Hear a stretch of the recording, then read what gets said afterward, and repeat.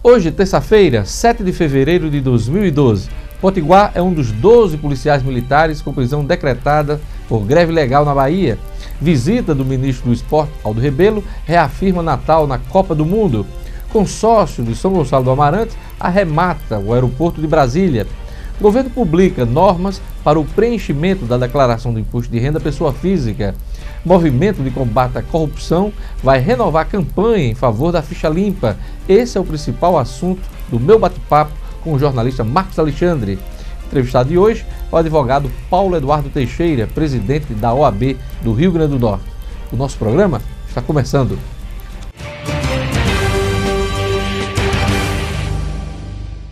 O consórcio Inframérica, união da construtora paulista Engevix, com a operadora argentina Corporación América, deu uma demonstração de força no novo sistema aeroportuário brasileiro.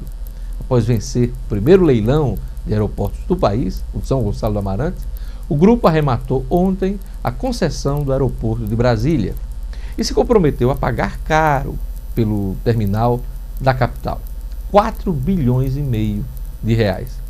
No total, o governo federal arrecadou 24 bilhões e meio pelos aeroportos de Guarulhos, Viracopos, em Campinas, e Brasília, no leilão da Bovespa. O ágio foi de 673%, uma surpresa para muitos investidores, mas com preço considerado justo.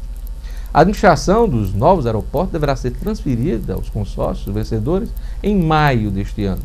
Eles terão 30 anos para pagar ao governo.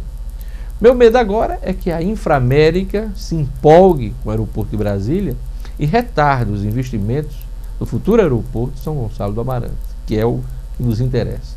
O compromisso do consórcio com o governo do estado do Rio Grande do Norte é aprontar o terminal para a Copa 2014, meta que ainda está no campo das boas intenções e que depende de investimentos públicos pesados em infraestrutura.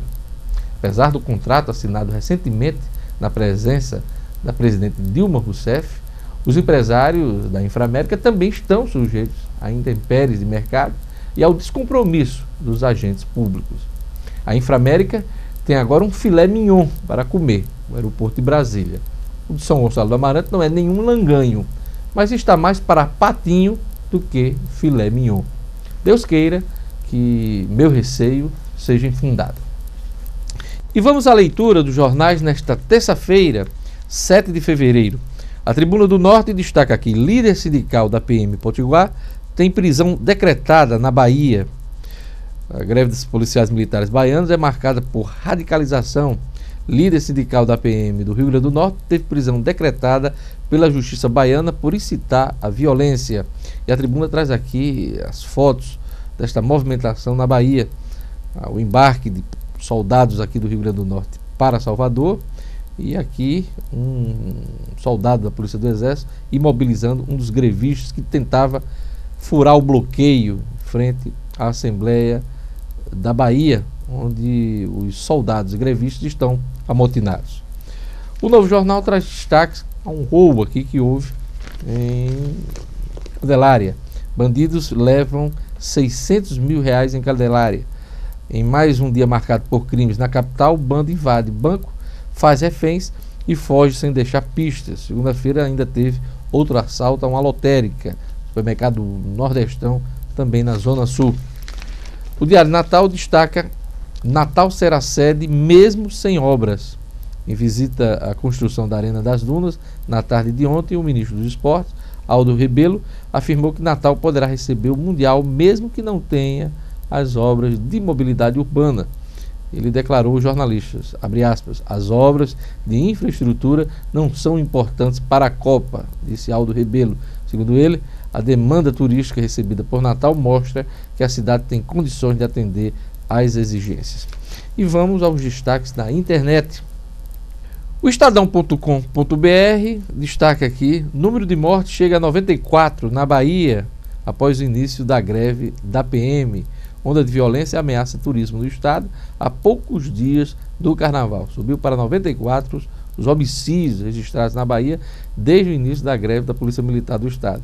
O número foi informado às 18 horas desta segunda-feira, dia 6, pela Secretaria de Segurança Pública. Segundo o governo, 2 dos assassinatos ocorreram em Salvador e ao menos outros 4 na região metropolitana, é o que destaca o Estadão.com.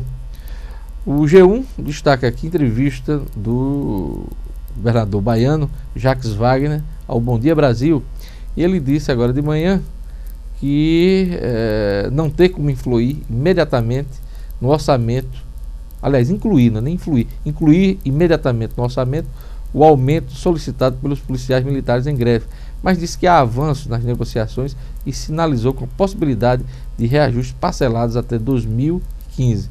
Ele destacou como positiva a duração da reunião realizada entre as 4h30 da tarde de ontem até as 2h30 da manhã desta terça-feira. E nesta manhã uma nova rodada de negociações deve ser realizada desde o início da greve. Há uma semana mais de 100 homicídios, e já o número aumenta um pouco aqui no G1, já, mais de 100 homicídios já foram registrados por conta da greve. O governador não quer negociar o perdão, a anistia aos líderes, né, dessa greve, que estão sendo acusados, inclusive com prisão decretada pela justiça, e isso ele ainda não chegou a um ponto de negociação com os grevistas. O portal nominuto.com destaca a seguinte notícia: quartéis de Natal se preparam para enviar mais militares para Salvador. 173 potiguares já foram enviados para a Bahia e outros 14 poderão ser enviados nos próximos dias. Até essa segunda-feira, né? 173 potiguares já haviam sido enviados à Bahia e outros 14 poderão. Desde domingo, os militares negociam a saída dos policiais militares da Assembleia Legislativa da Bahia, na capital, em Salvador. É isso aí. O cabo e vice-presidente da Associação Nacional dos Praças, Geoás Nascimento dos Santos, é um dos 12 apontados como líderes da greve ilegal da Polícia Militar da Bahia e teve sua prisão decretada. Ele vai responder por crime de roubo, formação de quadrilha e atos de vandalismo. Cabo Geoás recebeu a notícia com surpresa e disse que acionou a assessoria jurídica da associação e pretende voltar a Salvador amanhã para retomar as negociações com o governo baiano. Geoás, que preside no Rio Grande do Norte a Associação dos Cabos Soldados, foi convocado pela ANASPRA junto à comitiva designada pela associação para intermediar os conflitos na capital baiana. Ele ficou acampado todos os dias na Assembleia Legislativa da Bahia, ocupada por manifestantes desde o dia 31 de janeiro. O governo publicou normas para o preenchimento da declaração do Imposto de Renda Pessoa Física 2012. Os detalhes com a repórter Gerlane Lima. Todos os contribuintes que receberam em 2011 rendimentos cuja soma foi superior a R$ 23.499,15 estão obrigados a declarar o imposto de renda. Esse valor corresponde a uma média de R$ 1.958 mensal. E a novidade para este ano é que o programa gerador da declaração deverá ser liberado na internet até o dia 24 deste mês, ou seja, uma semana antes do início do prazo de envio da declaração.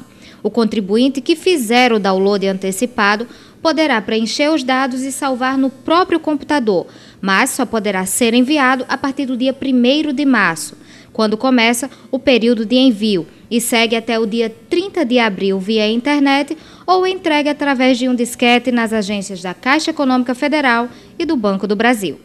Gerlane Lima, para o programa Diógenes Dantas no Minuto. Em instantes, você vai acompanhar um bate-papo com o jornalista Marcos Alexandre. O movimento de combate à corrupção vai renovar a campanha em favor da ficha limpa. O programa Diógenes Dantas no Minuto volta daqui a pouco.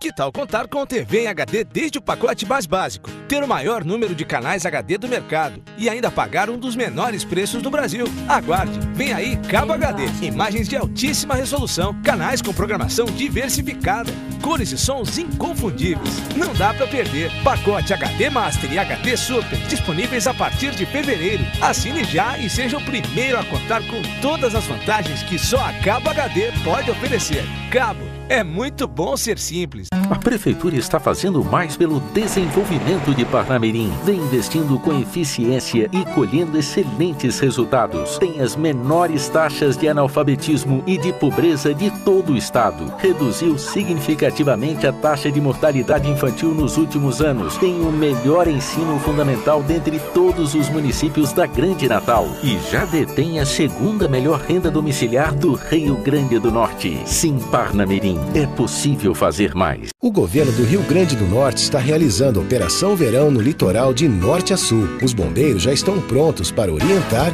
e evitar acidentes. Para sua segurança, não nade em locais perigosos ou com água acima da cintura. Nas praias também serão distribuídas pulseiras de identificação para crianças. Fique sempre de olho nos seus filhos e aproveite o verão tranquilo. Operação Verão. A gente por perto, você mais seguro. Governo do Rio Grande do Norte.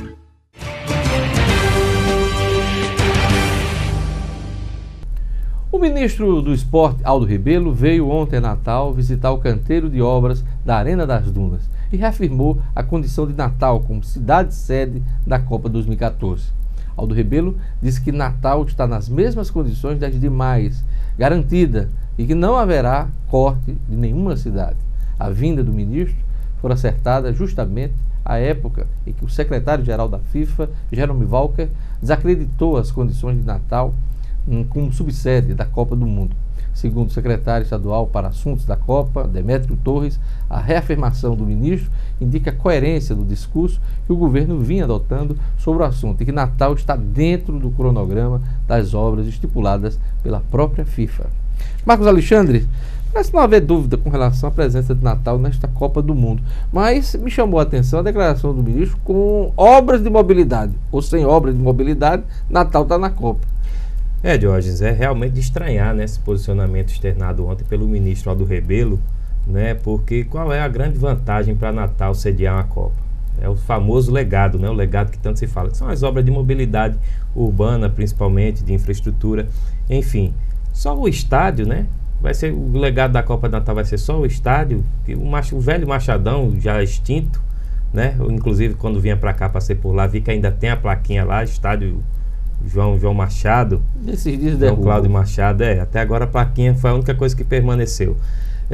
Então, enfim, não foi isso que foi vendido, né? É bom que se diga isso. Foi vendido para a população, era que a Copa do Mundo, né, iria render muito investimento público, volume alto de recursos públicos, mas iria beneficiar a população. Se não houver obra de mobilidade, qual vai ser o benefício para a população? Só o estádio? É verdade.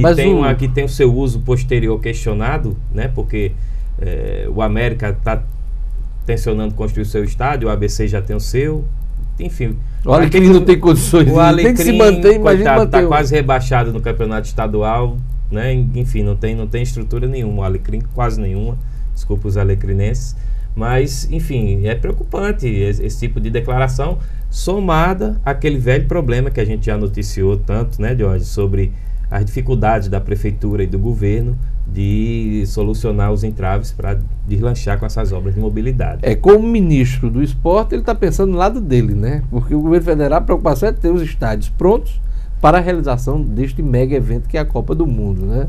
Pelo lado dele, está tudo ok, vai ter Copa. Okay, é o estádio. Mas para a cidade, melhorias no trânsito, isso tudo que você já falou, realmente é preocupante. Pois é, o trânsito de Natal, né? A questão das obras, as ruas esburacadas, enfim. Isso são coisas que tem que ser resolvidas. E um outro aspecto preocupante que a imprensa toda está noticiando hoje, Diógenes, é a falta de sintonia da governadora Rosalba Ciarline com a prefeita Micarla. Eu já ia lembrar isso. Ficaram afastadas ontem na visita do ministro. Rosalba claramente escanteou a prefeita, não deixou ela participar lá da mesa na hora da coletiva. O ministro, quem estava lá, eu não estava, mas quem estava lá disse que o ministro ficou constrangido, visivelmente constrangido com esse mal-estar, né? Não deixou de ser um mal-estar, uma guerra. Ele notou, o ministro Aldo Rebelo notou isso? Quem estava lá comentou isso, que o ministro, que é político, né? É um deputado federal que está licenciado, está exercendo o cargo de ministro, mas é um político já experiente, né? Já foi presidente da Câmara. Então, ele notou esse clima de mal-estar, não comentou nada, inclusive fez questão de citar, de prestigiar a prefeita Micarla de Souza. Rosalba não fez o mesmo, não citou a prefeita. Se eu não me engano, na coletiva só tinha Rosalba e o ministro. Pois né? Ela foi escanteada mesmo. Isso. E aí há relatos de que um assessor do ministro teria sugerido a Micarla sentar na cadeira dele, porque aí a assessoria, o cerimonial, iria providenciar uma cadeira, evidentemente, para o ministro, mas isso não aconteceu. Enfim, é preocupante porque a gente já vê que com sintonia já é difícil saírem essas obras de mobilidade, né? Com falta de sintonia, imagine aí, com guerra de vaidade, alguém, governo e prefeitura, cada um querendo aparecer mais como pai da Copa, né? Enfim, é complicado, está muito complicado essas obras. Um dado importante é que não só as obras da Prefeitura de Natal estão atrasadas do ponto de vista da mobilidade. O governo do Estado também está com problemas aí para tocar sua parte, né? 5 intervenções no trânsito de Natal, né? É verdade. Estão todas com problemas e assim, a gente lembra que dias atrás a governadora Rosalba Ciarline até abriu a possibilidade de assumir as obras que seriam de responsabilidade da prefeitura, e a prefeitura respondeu dizendo que se o governo quisesse também, quer dizer, uma guerra de nervos, né? A gente está vendo nem sai uma, nem outra, nem né? outra, nenhuma, né? Enquanto o que deveria ocorrer era deixar essas questões políticas de lado, questões partidárias, diferenças, enfim, eleição que vem por aí, e realmente bater na mesa e botar as obras para terem andamento, né? O que infelizmente a gente não está. E hoje é preocupante e a gente fica realmente muito temeroso pelos sinais que estão sendo dados de que as obras de mobilidade vão ficar só no discurso e no papel. Falar em Micarla de Souza, ela fez uma reforma ampla no secretariado e está falando em recomeço, Marcos Alexandre. Recomeçar o quê? Recomeçar o que não começou.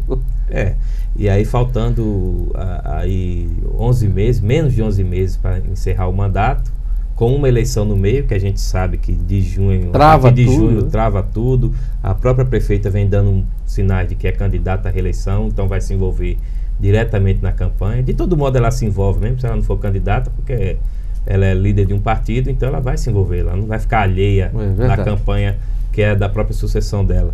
Então, né, ela fez aí essa faxina, digamos, administrativa, né? Não é a mesma faxina da presidenta Dilma, é outro tipo. E cortou, inclusive, os cargos comissionados, todos. Mas por que esse corte drástico nos cargos comissionados? Se eram pessoas que fazem parte dessa administração, foram colocadas por pessoas de confiança da prefeita, por que essa demissão em massa? Diógenes, as explicações que se tem colhido até agora, nem nada muito abertamente, claro, é que havia pessoas, né, ainda ocupando cargos de confiança na prefeitura que teriam sido indicados por ex-aliados políticos e estariam, entre aspas, jogando contra a prefeitura, né, enfim, fazendo corpo mole, operação tartaruga ou até mesmo sabotando algumas ações administrativas, e que o objetivo agora é realmente botar pessoas de estrita confiança da prefeita e dos auxiliares que permanecem na gestão. E quantos foram dispensados agora? Você tem 1.000. 1.000 pessoas? E precisa desse povo todo na administração? Pois é, a prefeitura diz que não necessariamente vai preencher todos os cargos.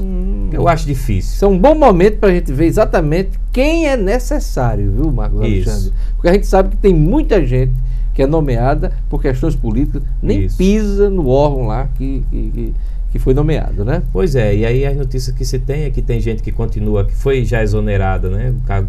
Mas continua trabalhando, porque as secretarias não podem parar enquanto não saírem as novas nomeações. Porque muita gente foi dispensada, mas pode retornar, né? Pode retornar, claro. É só baixa a prefeita nomear, renomear ou nomear outra pessoa. Agora, enfim, o Diário Oficial, que hoje de manhã, inclusive, ainda não estava atualizado na internet, né? Eu tentei dar uma olhada, não tinha nada agora cedo, hoje cedo pela manhã. Então, quer dizer, vamos ver o que o Diário Oficial do município vai falar aí. Agora, quem for nomeado é para ter compromisso com a administração ou com a reeleição de Micarla? Essa é uma boa pergunta, né, Diógenes? Porque é estranho, às vésperas de uma eleição, você fazer uma demissão em massa para chamar depois outro grupo ou as mesmas pessoas. Qual é o compromisso primeiro? É com a administração? Administração que, pelo visto, fracassada diante da desaprovação popular? vou arriscar o palpite de que o compromisso tem que ser com os dois, com o administrativo e com o político. Evidentemente, aí é uma coisa até natural, né? Não dá para dizer que isso é uma coisa só da prefeitura, né? De que cada governante quer botar nos cargos de confiança as pessoas de que ele espera contar, inclusive politicamente. Né? Então é natural que se cobre esse compromisso político também, além do administrativo, que vem devendo, né? 90% da população acha que está devendo e muito à prefeitura. Mas a pergunta é, são necessários mesmo esses 1.000 cargos? Esses 1.000 cargos na prefeitura? Pois é, essa é uma boa oportunidade, né? Esse episódio. Pra saber exatamente quem. Exato, se a prefeitura vai, com 1.000 já não está andando, né? Já aí ninguém sabe se com menos de 1.000. Se... Eu também tenho uma opinião, eu acho muito difícil esses cargos não serem preenchidos, porque a tentação em ano de eleição deixar um cargo vago, né? É muito complicado. São 1.000 cabos. É grande. 1.000 cabos eleitorais. 1.000 cabos eleitorais. Me diga uma coisa. Tese, né? 10 secretários foram mudados. Assim, 10 foram exonerados. Alguns foram remanejados. Né? Tem três secretarias vagas, que são turismo. A turma da Land Rover continuou, né? Turismo. Mas foram 10 cargos. 10 exonerados. Né? Aí 7 foram preenchidos, 7 cargos, tem 3 vagos. Os que estão vagos são a Secretaria do Turismo. Tem 3 vagas. Olha aí, quem está precisando de emprego pode se candidatar a um bom emprego na administração do município. Sabe, né? Mandar o currículo. São 3 vagas aqui. Qual é o secretário? Secretaria de Turismo, Procon Municipal e a Ouvidoria Geral do Município. A ouvidoria que era, né, controlada, era comandada pelo Carlos von Sochten, que agora é secretário de Administração. Pessoas, né? Isso, gestão de pessoas, administração, e que era ocupada por Wagner Araújo, que por sua vez contador, foi indicado para ser contador-geral do município. Esse cara é um cargo novo? Contador-geral do município? Contador do município, Esse daí não deixou a administração, ele só... Isso. Foi... Aí houve outro remanejamento, que foi do secretário Jean Valério, que saiu da comunicação, foi para a Copa, desalojou o Rodrigo Sintra, o polêmico Rodrigo Sintra. Ninguém sabe se ele voltou para Salvador, né? Não, acho que porque com essa greve... com essa confusão lá que você citou aqui no programa, tá complicado. Com essa greve lá na Bahia, ele deve estar aguardando o clima melhorar um pouco para poder retornar de vez a Salvador, né? Exato. Aliás, a passagem desse moço aqui, ex-árbitro de futebol, foi bastante polêmica, marcada por denúncias, relacionamento difícil com os funcionários da secretaria, viagens excessivas, né? E o principal, e um contrato questionável com a ONG, uma tal de Peito Aberto lá, para dar consultoria para a Copa do Mundo. Aliás, Marcos Alexandre, essa secretaria da Copa, no âmbito do município, ela serve para quê? Me diga, ela serve para quê? Para o cara ficar participando de seminário, viajando o país inteiro, visitando as sedes. Em termos objetivos, para que serve esta Secopa? Era exatamente isso que eu ia citar, sobre a passagem do secretário Rodrigo Sintra, e ex-árbitro, agora ex-secretário, né? Foi exonerado. Se desconhece totalmente qualquer tipo de ação efetiva da secretaria sobre a gestão dele, que foi exatamente quando ele acumulou a Copa. A gente lembra que na época, antes dele ser nomeado, surgiu o rumor de que quem iria assumir seria o José Vanildo. Ele foi escanteado, né? Desconvidado, digamos assim, preterido, não assumiu, ignorado, assumiu o Rodrigo Sintra, né? E aí, desde que ele assumiu, simplesmente as notícias que se tem em relação à gestão dele são essas aí que você acabou de listar. Mas eu lhe pergunto, para que serve essa secretaria da Copa? Serve para desembaraçar as licenças ambientais? Serve para cobrar as obras de mobilidade? Serve para... É isso que precisa saber. Serve para alguma coisa? Porque pelo visto, da forma como agia o Rodrigo Sintra, ele apenas viajava. Participava de seminário de FIFA no Rio, participava de organizava aqui alguns. Organizava aqui seminários aqui. Serve para isso? É uma secretaria para seminários da Copa? O que até agora o que se tem notícia é só isso. Coquetel, viagem. Se desconhece totalmente qualquer tipo de ação efetiva que a Secopa Municipal, né? Tem a Secopa do Estado. Porque o Estado está sendo construído pelo governo. A Secopa estadual ainda tem uma função, porque tem a arena. Isso. O secretário tem acompanhado a arena, até como engenheiro. Isso. Acumula o DR juntamente com a Secopa, não é isso? É verdade. O Demetrio todo. É verdade. Agora, no âmbito do município, me diga para que serve a Secopa. Além de promover seminários e eventos e paparicar este ou aquele jornalismo. Para que serve? Com a palavra, a própria Secop e a Prefeitura de Natal, porque até agora a população... Na minha opinião, não serve para nada. Apenas é um cabide de emprego e oportunidade para o titular da pasta viajar. E a gente esquece, né, Jorge, ou assim, deixa em segundo plano, a gente fala tanto em Copa, que esquece que o verdadeiro objetivo da Secretaria de Esporte da Prefeitura é cuidar das quadras, e nem isso tem sido feito. E, sim, você lembrou bem, existe uma Secretaria de Esporte no âmbito da Prefeitura. Por que é que não deixou a Copa para esse secretário cuidar? Para que criar uma outra estrutura?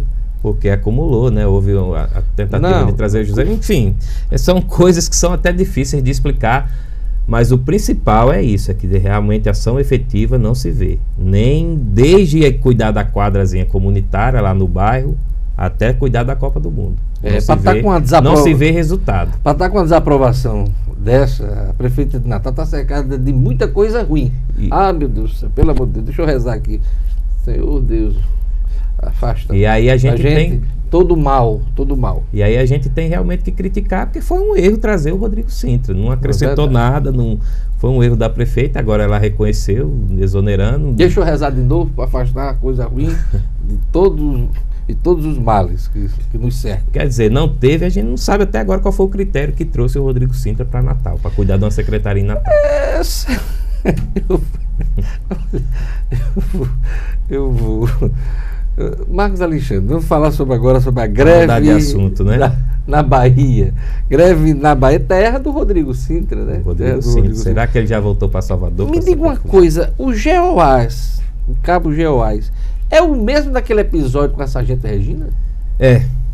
Ele se indispôs na época, inclusive a vereadora sargento Regina atribuiu a ele, ao cabo Geoás, o vazamento daqueles vídeos polêmicos, né, em que ela fala mal de líderes aí da classe política, inclusive do senador Zé Agripino, fala mal de Dixon Nass, fala mal de Ranieri Barbosa, vereador Ranieri Barbosa, fala mal de muita gente, do Jorge Câmara, enfim, até colega de oposição dela na Câmara. Inclusive fala sobre o modus operandi de divisão de partilha de cargos dentro da Câmara. E né? Ela diz que isso foi feito para denegrir a imagem, acusou o cabo Geoás. Mas ela falou, né?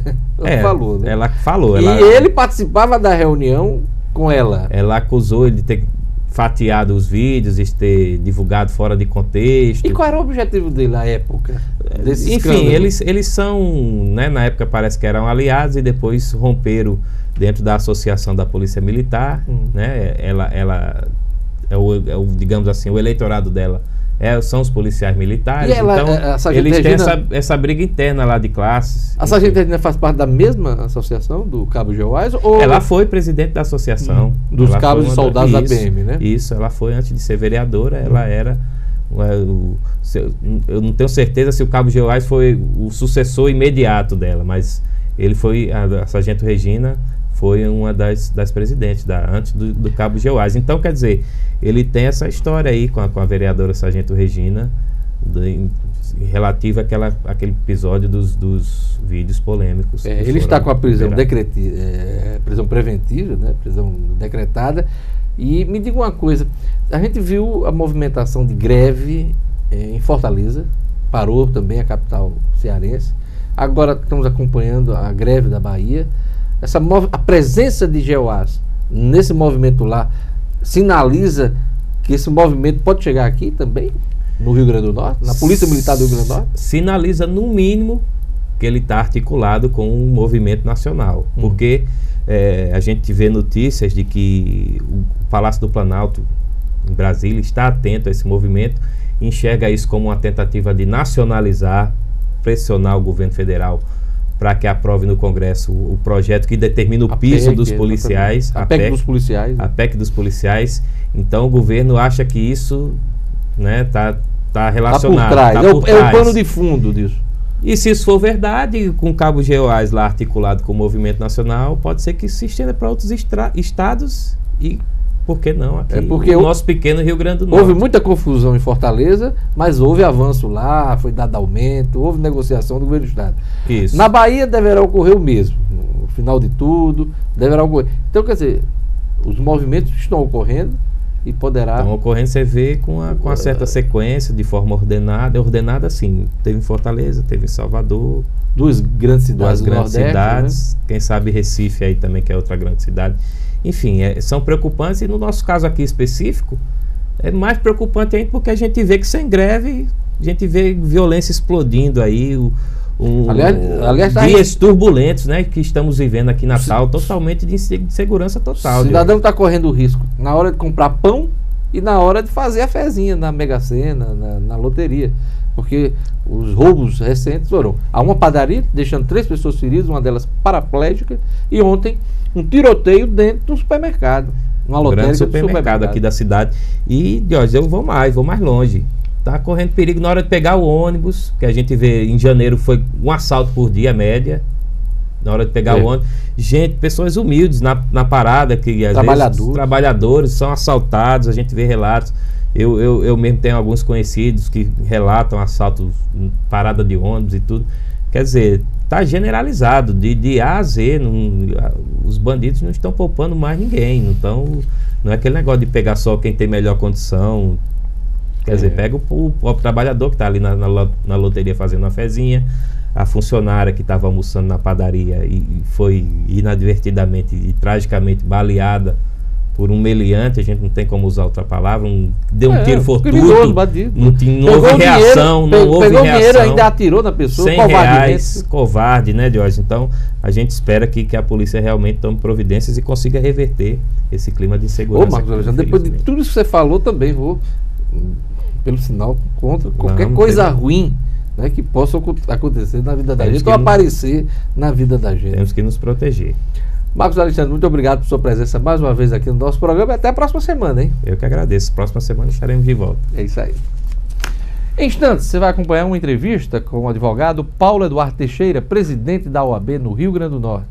A crise dos precatórios do Tribunal de Justiça e a decisão do Supremo sobre os poderes do CNJ são assuntos da minha conversa com Paulo Eduardo. Eu volto daqui a pouco. O governo do Rio Grande do Norte está realizando a Operação Verão no litoral de norte a sul. Os bombeiros já estão prontos para orientar e evitar acidentes. Para sua segurança, não nade em locais perigosos ou com água acima da cintura. Nas praias também serão distribuídas pulseiras de identificação para crianças. Fique sempre de olho nos seus filhos e aproveite o verão tranquilo. Operação Verão. A gente por perto, você mais seguro. Governo do Rio Grande do Norte. Que tal contar com TV em HD desde o pacote mais básico, ter o maior número de canais HD do mercado e ainda pagar um dos menores preços do Brasil? Aguarde, vem aí Cabo HD, imagens de altíssima resolução, canais com programação diversificada, cores e sons inconfundíveis. Não dá pra perder. Pacote HD Master e HD Super disponíveis a partir de fevereiro. Assine já e seja o primeiro a contar com todas as vantagens que só a Cabo HD pode oferecer. Cabo, é muito bom ser simples. A Prefeitura está fazendo mais pelo desenvolvimento de Parnamirim. Vem investindo com eficiência e colhendo excelentes resultados. Tem as menores taxas de analfabetismo e de pobreza de todo o estado. Reduziu significativamente a taxa de mortalidade infantil nos últimos anos. Tem o melhor ensino fundamental dentre todos os municípios da Grande Natal. E já detém a segunda melhor renda domiciliar do Rio Grande do Norte. Sim, Parnamirim, é possível fazer mais. Nós estamos de volta com o programa Diógenes Dantas no Minuto. Obrigado pela sua audiência, hein? Hoje eu gostaria de mandar um abraço especial para Amaro Salles, presidente da Federação das Indústrias do Rio Grande do Norte. Um abraço também para o empresário Diógenes Álvares Dantas, esse é meu xará. E um abraço também para a jornalista Eliana Lima. A todos, obrigado pela audiência. A OAB do Rio Grande do Norte acompanha a crise dos precatórios no Tribunal de Justiça e aguarda medidas que garantam maior controle e fiscalização do setor. Acompanhe a entrevista com o presidente da OAB, Paulo Eduardo Teixeira. Doutor Paulo Eduardo, como é que a OAB está acompanhando esta crise dos precatórios no Tribunal de Justiça? Com bastante preocupação. Preocupação porque envolve recursos públicos, né? E pelo que se tem apurado até agora, o que se nota é que houve uma delegação excessiva para determinados setores sem haver uma fiscalização e um controle disso. Então, o que nós esperamos é que tenhamos, num breve espaço de tempo, a apuração desses fatos, o resultado deles, a punição para quem deu causa. E que o tribunal possa estruturar o setor para que isso não venha a acontecer futuramente. Isso é importante a gente destacar. Só para o nosso telespectador entender todo esse processo, como é que se dá o pagamento do precatório no tribunal? Precatórios são aqueles créditos que digamos assim, os credores, as pessoas que litigam contra os entes públicos, seja no município, qualquer município, estados e federação, a União no caso, recebem os seus créditos. Ou seja, quando você litiga contra um particular, você tem uma penhora para se transformar em pagamento ou então o pagamento direto do devedor ao credor. No Estado, não. Municípios e a União se paga por meio de precatório. O crédito é habilitado, o Estado faz essa transferência para o tribunal para que seja feito esse pagamento. Você é um provisionamento do recurso no orçamento dos entes públicos para se pagar no ano seguinte. É assim que funciona o pagamento dos precatórios. E por que a concentração destes valores no Tribunal de Justiça? Antes, cada tribunal administrava os seus precatórios. Hoje, com a emenda 62, isso passou a ser competência dos tribunais de justiça. Por exemplo, uma dívida trabalhista era paga pelo Tribunal do Trabalho. Perfeito. Hoje, a ação continua tramitando no Tribunal do Trabalho, mas o crédito vai ser recebido no Tribunal de Justiça, porque, digamos assim, há uma relação individualizada e geral dos precatórios, de todos os precatórios que o Estado, município e União têm. Então isso é pago pelo Tribunal de Justiça. Na nossa concepção, isso foi um equívoco trazido pela emenda 62, porque o sistema antes era bem melhor. Cada tribunal pagava o crédito decorrente do seu processo. Hoje é o Tribunal de Justiça. E na nossa concepção, e pela experiência que nós temos da advocacia, de muitos anos, os estados não estavam preparados para isso. Os tribunais de justiça não estavam preparados para isso. Prova disso é o que aconteceu no estado do Rio Grande do Norte. A OAB chegou a alertar o Tribunal de Justiça? Quando da edição dessa emenda 62, nós conversamos com os tribunais, tanto a nível local como a nível nacional. Tivemos uma reunião com o Tribunal do Trabalho, com o Tribunal de Justiça, no sentido de que aqui fosse feito um termo de cooperação, um convênio para manter a estrutura como era antes. Mas o Tribunal de Justiça entendeu, e eu não sei se foi uma decisão do Pleno ou da própria desembargadora Judite com o setor de precatórios, que entendeu que seria melhor que esses precatórios fossem pagos pelo Tribunal de Justiça. E aí nós colocamos que, para que isso pudesse acontecer, era necessário que se aparelhasse o setor do Tribunal de Justiça, porque pelas informações que nós tínhamos, o setor do Tribunal de Justiça não tinha a estrutura da Justiça do Trabalho. Inclusive a Justiça do Trabalho, por informações passadas pelo desembargador Ronaldo, ofereceu esse know-how ao Tribunal de Justiça, porque lá eles são mais avançados em relação a isso. Antes da decisão da desembargadora Judite de abrir essa história dos precatórios do TJ, a OAB ouvia rumores sobre este problema no tribunal? O que os advogados colocavam que havia atrasos de pagamento de precatórios. Em algumas situações, atrasos significativos, né, que o Estado também não pagava os precatórios, existiam precatórios muito grandes, e que o Estado ingressava com todas as medidas possíveis e imagináveis que suspendesse o pagamento dos precatórios. E qual era a justificativa, além dessa chincana jurídica? A justificativa não era uma justificativa plausível, né? Porque se você tem o provisionamento do crédito no precatório, o processo se encerra. Encerrou o processo, não tem mais recurso. O que acontece ali? O crédito é colocado no orçamento e o Estado tem por obrigação repassar esses recursos para o tribunal. No ano seguinte. No ano seguinte, para que se veja o pagamento. Mas isso não acontecia. O Estado não fazia a transferência dos valores e não se pagava os precatórios. Pelo menos essa informação que era passada, né? Que já era uma forma digamos assim, de respeito à legislação. Então, com essa situação toda, quando hoje o volume aumentou de recurso para o Tribunal de Justiça em função dos precatórios do TRT, do precatório da Justiça Federal, esse volume aumentou. E a estrutura do Tribunal de Justiça não era uma boa estrutura para receber tudo isso. Na opinião da OAB, este problema do Tribunal de Justiça do Rio Grande do Norte está restrito aos escalões inferiores? Olha, o CNJ vai nos responder isso, né? A princípio, o que se tem notícia é de que houve uma delegação de poderes, que teriam sido delegados ao setor de precatórios todos esses poderes, né? Mas você não pode delegar esses poderes sem haver uma fiscalização efetiva, sem haver um controle efetivo, até porque são recursos públicos, né? E você, na hora que você trata com recurso público, você tem que ter todo o cuidado para que não aconteçam esses fatos, porque aí tem um problema a ser apurado.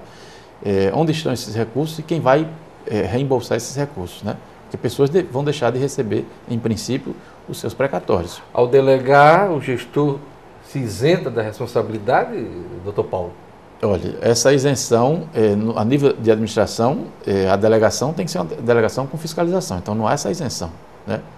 Pelo menos aí, qualquer situação quando você delega, você tem que ter o controle efetivo para que não haja omissão nesse caso específico. Então, não existe delegação por completa sem uma fiscalização.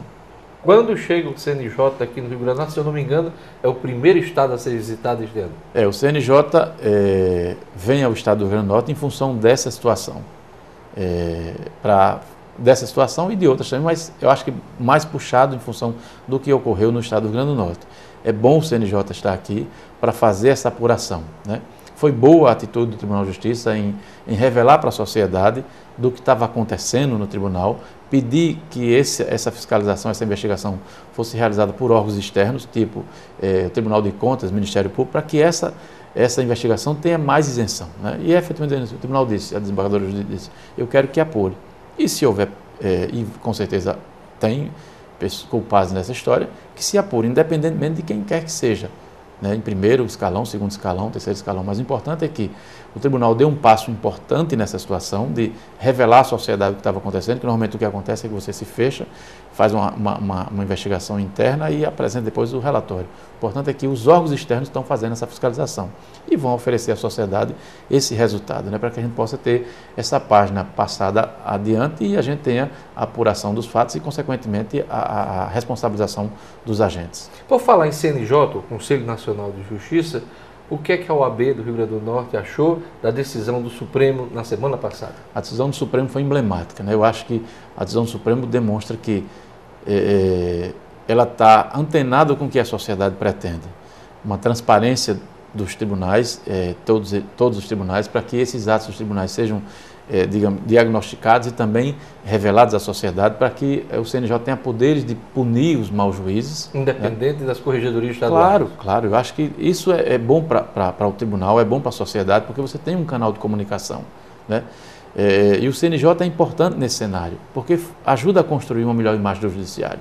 A gente não pode permitir que uma estrutura boa seja contaminada pelo mal. E em todas as profissões existem os maus e os bons profissionais. E aqueles que não são bons profissionais têm que ser excluídos, seja de qualquer segmento. Mas foi uma decisão apertada do Supremo, né? 6-5, né? Foi apertada, foi uma decisão histórica, né? Porque mostra que existe uma ala dentro do Supremo, que é uma ala que quer um judiciário mais atuante, mais aberto, que esse órgão seja fiscalizado por um órgão externo, que a gente não pode dizer que é um órgão totalmente externo, porque a composição majoritária do CNJ é feita por magistrados, né, de primeiro, segundo, terceiro grau, mas é um órgão interessante e é importante a sociedade fortalecer os poderes do CNJ, e essa decisão é emblemática, porque o CNJ vai ajudar, como eu disse, a construir uma nova imagem do judiciário. Na abertura dos trabalhos do Judiciário, o ministro César Pelusca, o presidente do Supremo, chegou a falar em intimidação ao Poder Judiciário nessa discussão toda do CNJ. O que é que a OAB do Rio Grande do Norte achou dessas declarações? Diorne, eu acho que o ministro foi infeliz nessa declaração, porque você não pode ter qualquer setor, qualquer segmento, qualquer órgão no Brasil que seja alheio, digamos, às pressões populares, né? Não existe isso. O julgador ele tem que saber assimilar isso, né, as pressões populares, e julgar de acordo com a conveniência jurídica. Quer dizer, está em sintonia com a sociedade. Claro. Eu acho que a pressão popular é necessária. A pressão popular, num julgamento que é um julgamento de interesse da sociedade, é claro que isso vai existir. E não é uma forma de intimidação. Não foi a primeira vez, né? Não foi e não será a primeira vez. Nem a última. Né? Então eu acho que o ministro podia ter aproveitado esse momento para ter outro tipo de declaração, que o Supremo está aberto aos anseios da sociedade, que o Supremo comunga com a atuação do CNJ, porque o CNJ pensa no judiciário cada vez mais transparente, cada vez mais voltado para a sociedade, para o interesse da sociedade. E a sociedade é organizada pelos seus segmentos, imprensa, OAB, sociedade civil, de fazer uma pressão popular num julgamento, isso não tem nada de mais. Isso foi uma pressão aberta diante dos meios de comunicação, dizendo assim, olha, nós queremos que o Supremo valorize o CNJ. Não houve a pressão de bastidor, houve a pressão de chegar e dizer assim, a instituição OAB fez um ato público, convidou a sociedade para discutir essa situação e disse assim, ó, ministro, nós queremos um julgamento de acordo com a Constituição Federal, que a Constituição assegura ao CNJ esses poderes. Ninguém fez nada de ilegal. Então, eu acho que o ministro foi equivocado nessa declaração. Eu espero que ele reveja os seus conceitos em relação a isso. E não existe, de forma alguma, qualquer movimento da sociedade numa degradação dos poderes do Supremo, ou diminuir a imagem do Judiciário. Pelo contrário, nós queremos um Judiciário cada vez mais forte e atuante, porque uma sociedade democrática só existe com um Judiciário independente e atuante. Toda a polêmica iniciou-se numa declaração forte da ministra corregedora Helena Calmon, falando da existência de bandidos de toga. Ela também foi infeliz na declaração? Eu acho que ela foi mal interpretada, né? Na verdade, o que a ministra quis dizer é que dentro do segmento judiciário existe bons juízes, mas existe maus juízes. Isso é a realidade em todas as profissões, porque concurso não mede caráter, mede capacidade.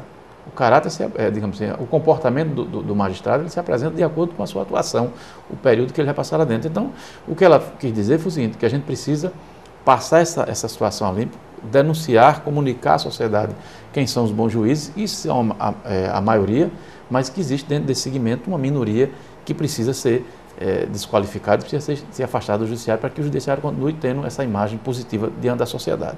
Por último, Paulo Eduardo Teixeira, este ano teremos eleição na OAB do Rio Grande do Norte. O processo começa quando? Quando será a eleição? Esse ano, em todas as seccionais do Brasil, vão acontecer as eleições. Acontece em novembro, onde cada estado escolhe seu presidente e no ano seguinte, em fevereiro, o Conselho Federal escolhe o presidente nacional. Esse ano nós estamos fazendo uma consulta a nível dos advogados, temos em princípio 4 nomes dentro do nosso grupo que se apresentam para suceder a mim, né? São Aldo Medeiros. Você encerra seu mandato agora. Encerro, né? Eu acho que eu já completei um ciclo aqui no estado do Rio Grande do Norte, né? E quem são os candidatos dentro do seu grupo político? Nós temos político não, seu grupo dentro do grupo da de advogados, né? Nós temos hoje Aldo Medeiros, que é o nosso vice-presidente, Paulo Coutinho, que é o secretário-geral da OAB, João Maria Trajano, que é o presidente da Caixa de Assistência, e Sérgio Freire, que é conselheiro federal. Dentre esses 4 sairá um candidato para suceder a mim na presidência. São estes os candidatos ou tem outros que poderão surgir? Eu acho que a gente está bem aberto a vários nomes, né, dentro do nosso grupo, no grupo de sustentação. Espero que se houver mais, que se apresente e a gente possa discutir, porque a nossa intenção digamos assim, abrir o debate, o diálogo, para que a gente possa ter uma pessoa que represente a vontade dos advogados do Rio Grande do Norte. Essa é a nossa intenção, né? Ok, obrigado, presidente Paulo Eduardo Teixeira, por sua entrevista aqui à TV no Minuto. Obrigado, Diógenes, é um prazer estar com você e conversar com o seu público ouvinte, telespectadores, sobre os problemas do Rio Grande do Norte, né? Chegamos ao fim do programa Diógenes Dantas no Minuto. Para assistir a reprise desta edição, acesse o portal nominuto.com, www.nominuto.com, ou ligue sua TV aqui no canal 27, analógico, ou 127, digital da Cabo Telecom, às 16, às 18 e às 21 horas. Obrigado pela audiência e até amanhã.